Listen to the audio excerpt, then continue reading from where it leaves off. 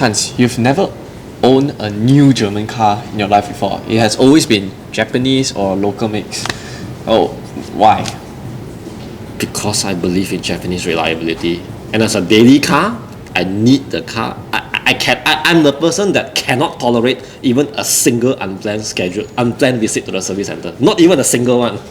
Well, I have a German car at home and it's been working fine, perfectly fine all the time. Yeah.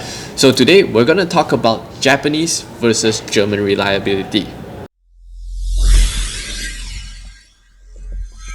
Hi everybody, my name is Adrian and this is Hans for Wapcar.my. So, bring it back to the story. Why do you think German cars are not reliable?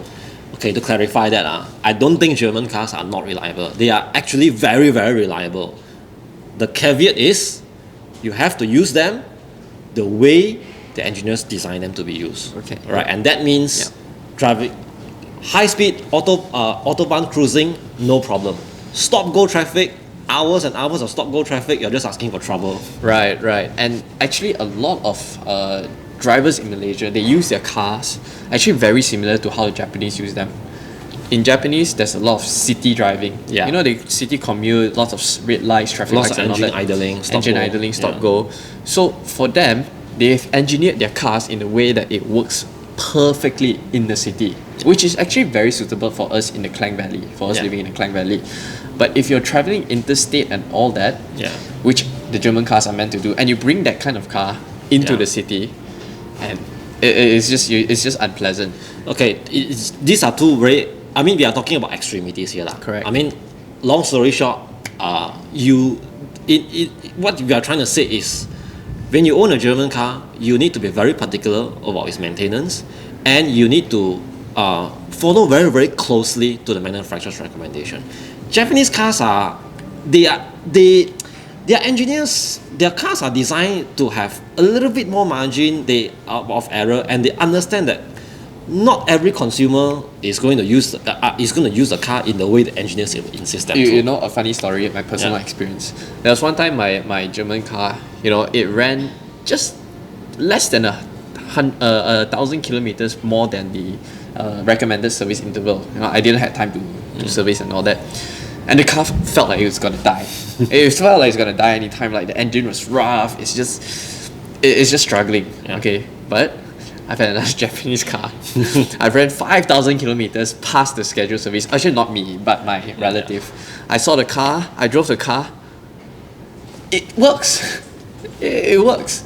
So that explains that Japanese cars has a lot of margin of error, which explains, in more recent times, Japanese cars are very, traditional. Yeah. The Honda City, for example, uses the same 1.5 liter IV tech SOHC. Nothing wrong with that. Look at the Vento. It works. The Vento 1.2 turbocharged.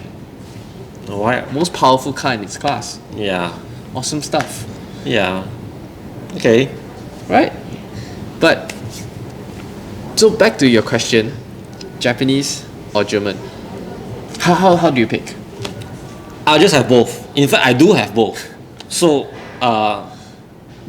what I would suggest users is that you need to know there is no perfect car. You can't expect a car to run 150,000 kilometers, zero problem, which is my Japanese. And you can't expect that same car to give you a really accelerating drive. That car doesn't exist. Right.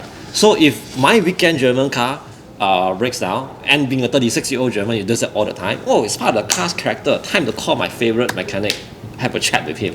So it's a very very, very diabolical. I really don't understand where you're coming from. But for me, if you're like me, you like the latest, greatest, the most innovative technologies, you will probably consider a German car. Yeah, and now there are many German brands that gives you, like BMW for example, gives you 5-year free service. Correct. 2 years tire replacement also, right? Yeah.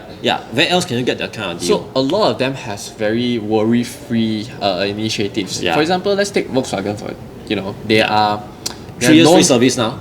3 years free service, 5 years warranty. Yeah. And which gives new owners especially, a peace of mind of owning a Volkswagen, which is notoriously known for their reliability. But not for yours. Well, my Volkswagen has run for like 150,000 kilometers, no issues at all. And it's a problem 2013 car, right? 2013 car. Yeah. So it goes back to what we said earlier. You need to know what you are getting into, Yep. what you are buying, and you need to understand how to use how to use your car in the way it's intended to be used, and always follow manufacturer's recommendation and maintenance. So if you're rich like Hans, you get both. If you're like me, you can afford one car. Think properly.